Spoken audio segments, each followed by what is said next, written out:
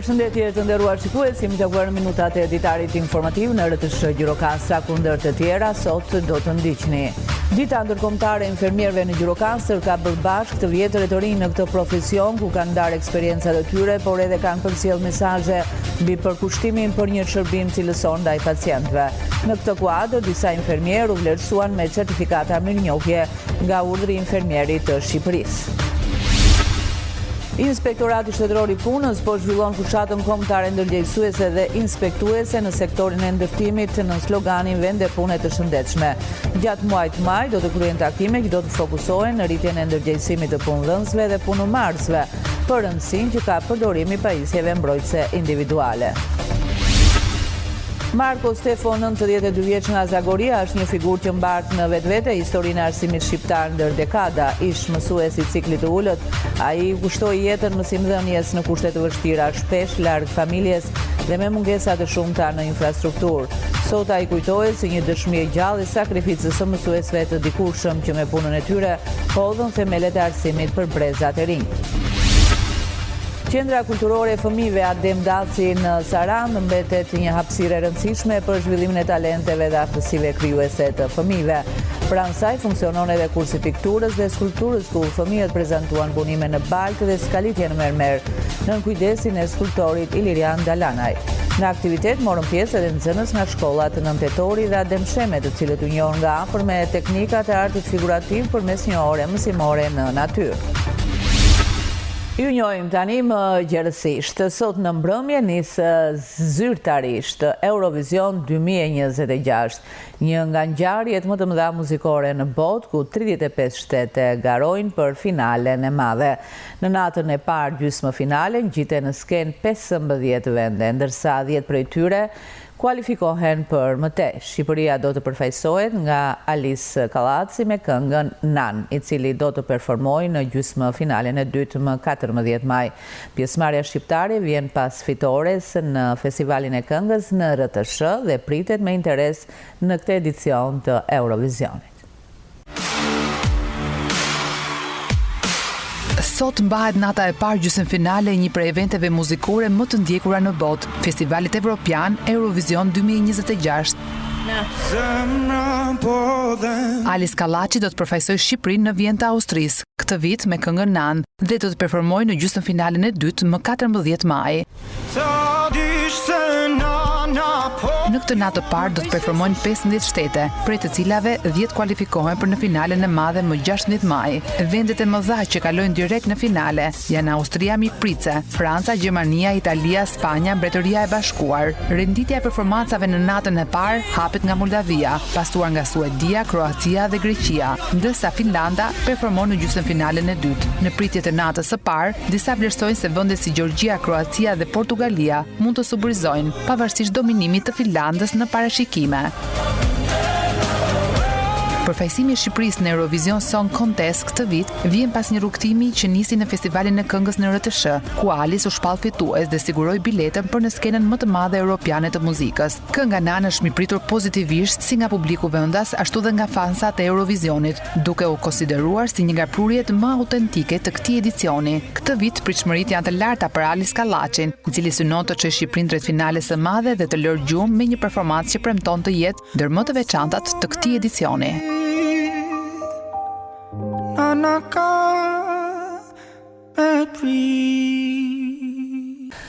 Radio Televizioni Shqiptar sjell prag Eurovision, programin e dedikuar Eurovision 2026. Emisioni do të përcjell atmosferën e festivalit përmes lidhjeve live, intervistave dhe materialeve nga prapaskenat, duke sjellë më pranë publikut emocionet para netëve të mëdha. Një vëmendje e veçantë kushtohet edhe pjesëmarrjes shqiptare në një nga ngjarjet më të rëndësishme muzikore në Europë.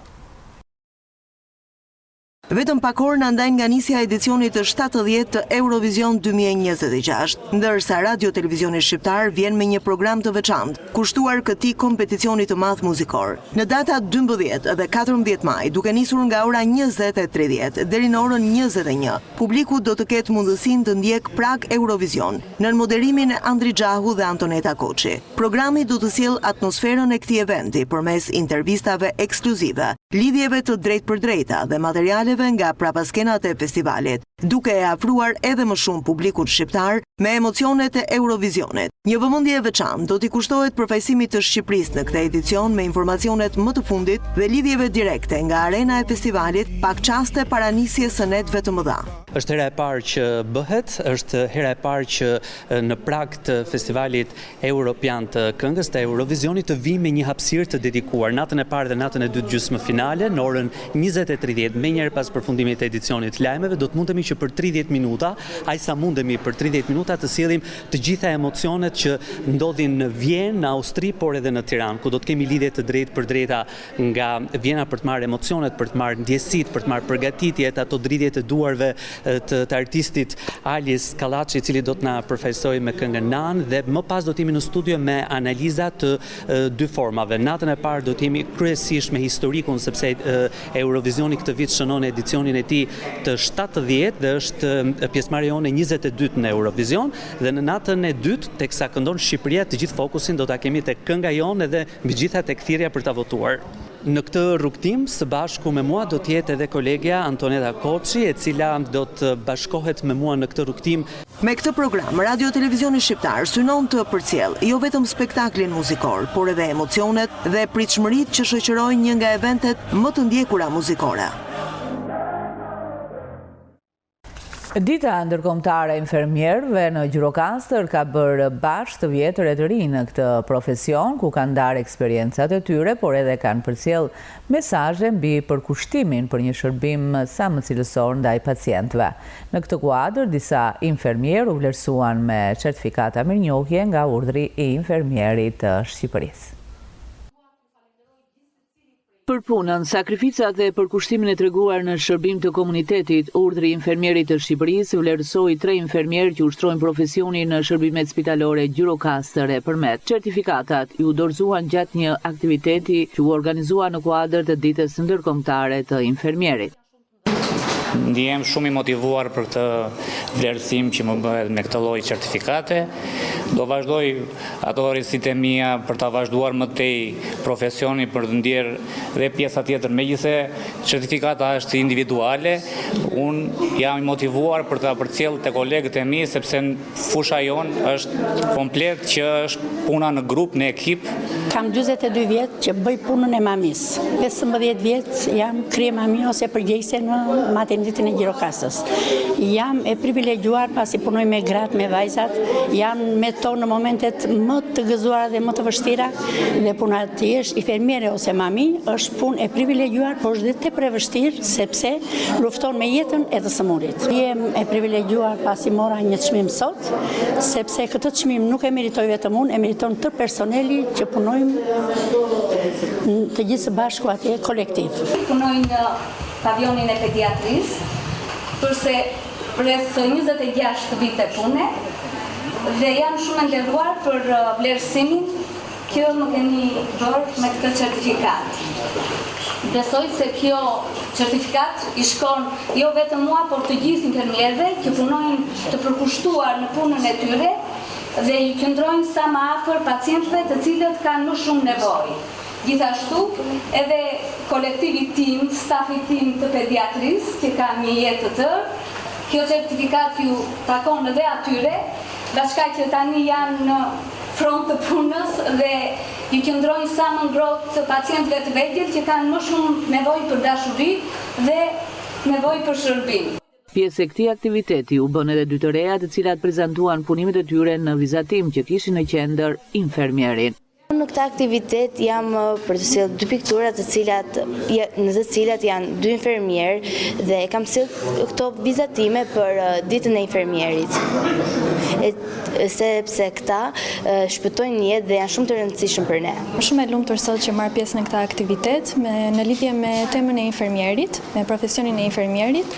Unë vetë jam infermiere me profesion dhe pavarësisht kësaj, unë asnjë nuk e kam lënë pasionin tim për pikturën.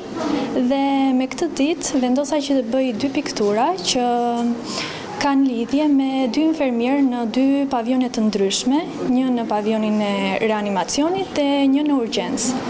Dhe duke qenë se kam talent, kam vendosur që ti vizatoj sot dhe t'ju tregoj të gjithëve dhe shpresoj që t'ju pëlqej. Gjatë aktivitetit, infermierët sollën përvojat e tyre nga puna e përditshme në shërbim të pacientëve e përcollën mesazhe ndërgjegjësuese për ata të rinj që kanë vendosur ta ushtrojnë këtë profesion, sa human aq edhe fisnik. Kalaja e Gjirokastrës vijon të jetë një nga monumentet më të vizituara të trashëgimisë kulturore në vend, sidomos gjatë kësaj periudhe pranverore kur fluksi i turistëve është rritur ndjeshëm. Sot, Ministri i Kulturës, Blendi Gonxhe, ndau një video që pasqyron qartë atmosferën e gjallë në Kështjell duke u shprehur. Një pamje që tregon më shumë se fjalët. Kalaja e Gjirokastrës mirëpret çdo ditë vizitor nga gjithë bota mes historisë, arkitekturës dhe peizazheve unike. Dhe ky është vetëm fillimi i sezonit veror. Kështjella mbetet pika më e preferuar turistike në qytetin e Gurt, duke tërhequr çdo ditë vizitorë që shkelin për herë të parë në Gjirokastër dhe mbeten të maknitur nga arkitektura e Gurit, atmosfera e qytetit dhe mikpritja karakteristike. Sipas të dhënave nga Drejtoria Rajonale e Trashëgimisë Kulturore e Gjirokastër, për gjatë muajve janar-maj në Kështjell kanë hyrë 48.000 vizitorë, ndërsa vetëm në 10 ditët e para të majit numri ka arritur në 12.000. Këto shifra dëshmojnë rritjen e pandalshme të interesit për qytetin e mbrojtur nga UNESCO, i cili ofron një kombinim unik historie, arkitekture dhe peizazhi. Maji po e çon Gjirokastrën drejt një sezoni veror premtues, ku çdo ditë e re sjell më shumë vizitor, më shumë gjallëri dhe një vlerësim edhe më të madh për trashëgiminë e saj të çmuar. Inspektorati Shtetëror i Punës po zhvillon fushatën kombëtare ndërgjegjësuese dhe inspektuese në sektorin e ndërtimit në sloganin Vende pune të shëndetshme. Gjatë muajit maj do të kryhen takime që do të fokusohen në rritjen e ndërgjegjësimit të punëdhënësve dhe punëmarrësve për rëndësinë që ka përdorimi i pajisjeve mbrojtëse individuale.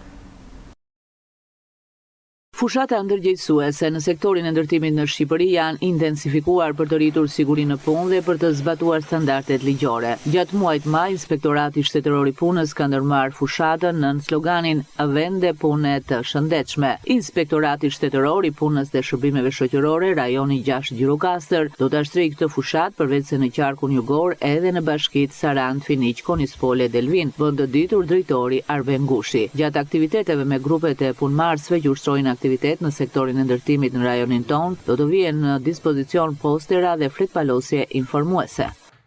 Gjatë gjithë muajit maj, në të gjithë rajonin 6 që është Gjirokastra, i cili përfshin të gjitha bashkitë e qarkut, si dhe bashkitë Sarand, Finiq, Konispol dhe Delvin, do të zhvillohen takime me subjektet që ushtrojnë aktivitet në sektorin e ndërtimit. Në këtë jurisdiksion. Këto takime do të fokusohen në rritjen e ndërgjegjësimit të punëmarrësve dhe punëdhënësve për rolin thelbësor që ka përdorimi i pajisjeve mbrojtëse individuale, PMI-t, për çdo punëmarrës, të cilët ndikojnë drejt për drejt në parandalimin e aksidenteve dhe në mbrojtjen e jetës në vendin e punës. Nën moton punoj sigurt, mos rrezikoj jetën, përdor PMI-t, pajisjet mbrojtëse individuale. Gjatë takimeve me grupet e punëmarrësve që ushtrojnë aktivitet në sektorin e ndërtimit në rajonin ton, do të vihen në dispozicion postera dhe fletpalosje informuese për këtë fushat, si dhe adresa e faqes së Inspektoratit Punës në rrjetet sociale, ku subjektet që ushtrojnë aktivitet në këtë fush mund të informohen në kohë reale për zhvillimin e fushatës në të gjitha rajonet e vendit. Adresa është inspektorati-punës.gov.al. Siguria dhe shëndeti në punë nuk janë zgjedhje, por një detyrim ligjor dhe moral. Përmes kësaj fushate, synohet të rritet ndërgjegjësimi dhe përgjegjësia e çdo aktori që operon në fushën e ndërtimit. Punimet për asfaltimin e segmentit rrugor Shian Delvin me një gjatësi prej 7 kilometrash kanë përfunduar me sukses, duke sjellë një përmirësim të dukshëm të infrastrukturës dhe qarkullimit në zonë. Kryetari i Bashkisë Delvin ka ndarë pamje nga ky investim, i cili konsiderohet një ndër ndërhyrjet më të rëndësishme për lehtësimin e lëvizjes së qytetarëve. Ky projekt rrit ndjeshëm sigurinë rrugore, redukton kohën e udhëtimit dhe përmirëson lidhjen mes zonave përreth, ndërsa banorët përfitojnë kushte më të mira në lëvizjen e përditshme, ndërsa bizneset lokale dhe aktiviteti ekonomik marrin një shtys të re zhvillimi. Rruga e re gjithashtu pritet të ndikojë pozitivisht në rritjen e potencialit turistik të zonës, duke e bërë më të aksesueshme për vizitorët. Ky investim përfaqëson një hap konkret drejt infrastrukturës moderne dhe funksionale në shërbim të komunitetit. Marko Stefo, 92 vjeç nga Zagoria, është një figurë që mbart në vetvete historinë e arsimit shqiptar ndër dekada. Ish mësuesi i ciklit të ulët, ai kushtoi jetën mësimdhënies në kushte të vështira, shpesh larg familjes dhe me mungesa të shumta në infrastrukturë. Sot ai kujtohet si një dëshmi e gjallë e sakrificës së mësuesve të dikurshëm që me punën e tyre hodhën themelet e arsimit për brezat e rinj. Marko Stefo nga Zagoria është sot 92 vjeç, por kujtimet dhe përkushtimi i tij për arsimin mbeten ende të gjalla. Një jetë e tërë mes bankave të shkollës, mes fëmijëve dhe sakrificave të kohës e kanë kthyer atë në një prej figurave që mëshiron misionin e mësuesit shqiptar ndër vite. Pasi përfundoi shkollën 7 vjeçare, ai nisi rrugën e vështirë të mësuesisë si arsimtar i ciklit të ulët, në një kohë kur mungonin kushtet dhe infrastruktura. Përgatitja e mësimit kërkonte përkushtim të jashtëzakonshëm. Unë jam emëruar në rrethin e Përmetit në shtator të 52-shit, mësues në Goseviç të Frashërit. 2 vjet në Goseviç të Frashërit. Dhe një vit ka bërë në Qeshibes të Frashërit. Andaj pasaj shkova ushtar në aviacion. Atje për ushtrin pasaj. Në dek në aviacionit. Erdha që të putesha në rrethin e Gjirokastës, po kishte nevojë rrethi Tepelenës. Dhe shkova në rrethin e Tepelenës si mësues në fshat në vitin 1957. Kam qenë në Zhapokik 1. Pasaja, në vitin shkollor 57-58, ka vajt në Kamqisht Tepelenës, ku ndonja për 3 vjetësh. Andaj, vajta pasaj në Zhulaj të Tepelenës, në 61-61, dhe 61-62 kam vajtëm në shkollën gjimnazi punojse të arsimit në Tiranë. 2 vjetë dhe andaj pasaj erdhëm prapë mësues në Tepelenë. Kam vajtur në Bënçë të Tepelenës, ku kishte rënë edhe tërmet. Në muajin e mars kam hapur shkollën në Bënçë të Tepelenës. 4 muaj vazhdova atje. Ne mbaruam vitin shkollor. Pastaj kam vajt në Arës së Madhe. Atje qëndrova 5 vjet në Arës së Madhe. Prej Arës së Madhe pastaj vajta në Hormov 1 vit dhe 13 vjet në Kodër të Tepelenës. Dhe 5 vjet në Lekël. Për vite me radh, ai shërbeu në zona të ndryshme larg familjes, duke u përballur me vështirësi të shumta vetëm për të çuar dijen tek fëmijët. Për familjen në kohën që të vinim në familje, për shembull shkoja një herë në 15 ditë, se isha larg. Vinja një të shtunë të diel do t'ikje. Të diele që të henë në t'ishe në vendin e punës. Që e vështirë puna, në fakt, po ne kishim marrë anën dhe punonim në mësimin e bënim problemor kërkigomor. Gjithmonë. Edhe me nxënësit të zhvillonim edhe konkurset. Konkurset tona në gjeografi, histori, në matematikë, të përgatiteshin se do vini edhe me shkollat të tjera dhe të zinë dhe vëndet e para. Bile ne kishim zënë edhe vënd të para. Me kolegët e punës ne kemi patë marrëdhënie shumë të mira, shpëndanim eksperiencë me njëri tjetrin, duke vajtur nga njëra shkollë në shkollë tjetër. Megjithatë, dëshira e prindërve për t'i arsimuar fëmijët mbetej e madhe dhe kjo u jepte forcë mësuesve të vazhdonin misionin e tyre. Shkolla ishte e lidhur me prindrit. Edhe edukata e prindërve dhe edukata e shkollës beshin bashkë këto. Edhe prindrit I dërgonin në shkollën nxënësit të gjithë të rregullt dhe me uniformë. Kur kishte një ankesë nga prindrit për shkak se nuk mësonte dikush në njëri nga ata, atëre do të thënë informoheshim dhe nga prindrit në këtë drejtim, edhe ne merrim masat. Sot, Në moshën 92 vjeçare, Marko Stefo vazhdon të konsiderojë arsimin si themelin kryesor të formimit të njeriut dhe shoqërisë. Një mesazh që vjen nga një jetë ndërtuar mbi sakrificën, dijen dhe dashurinë për brezat e rinj. Qendra kulturore e fëmijëve Adem Daci në Saran mbetet një hapësirë e rëndësishme për zhvillimin e talenteve dhe aftësive krijuese të fëmijëve. Pranë saj funksionon edhe kursi pikturës dhe skulpturës, ku fëmijët prezantuan punime në baltë dhe skalitje në mermer, nën kujdesin e skulptorit Ilirian Dalanaj. Në aktivitet morën pjesë edhe nxënës në shkollat Nën Tetori dhe Adem Sheme, të cilët u njohën nga afër me teknikat e artit figurativ përmes një ore mësimore në natyrë. Pranë qendrës kulturore të fëmijëve Adem Daci në Sarand funksionojnë kurse të ndryshme si ai i valleve, pikturës, këngës dhe aktivitete të tjera artistike. Dhjetra fëmijë marrin pjesë çdo ditë në këto kurse ku kultivojnë talentin dhe zhvillojnë aftësitë e tyre krijuese nën kujdesin e mësuesve profesionistë. Në shëtitorin e qytetit u zhvillua një aktivitet i kursit të pikturës dhe skulpturës. Aktiviteti nuk ishte thjesht një orë mësimi në natyrë, por një prezantim i punimeve në baltë dhe skalitjes së mermerit nga duart e fëmijëve në kujdesin e skulptorit Ilirian Dalanaj. Pjesë e këtij kursi u bën nxënës nga shkollat 9 vjeçare Nën Tetori dhe Adem Sheme. Sipas profesorit Ilirian Dalanaj, mes tyre ka edhe shumë talente premtuese. Me kërkesën e bashkisë për të krijuar një grup të vogël për të punuar në vizatim, unë e shtova edhe në mermer, edhe në balt, punim me balt. Kjo ishte me kënaqësi të madhe se fëmijët po përqendrohen. Në fillim kishim 5, tani u bën 25, mund na bëjë edhe 45. Është e mirë që fëmijët ne t'i heqim nga rruga, t'i heqim nga telefonat, t'i heqim nga veset e tjera dhe t'i futim te puna. Dhe fëmijët kanë shumë dëshirë, edhe ishte dëshira ime t'i bënim në natyrë. Në natyrë fëmijët ndjehen më të lirshëm, më shprehës. Edhe fluturojnë, sepse është deti afër, janë turistët. Gjirokastra dhe Saranda gjithmonë kanë qenë punues të gurit. Se elementi fillestar është deti në Sarand edhe guri. Prandaj po i përshtatemi kësaj tradite. Të mos na iki kjo traditë, se ne si breza avash do ikim.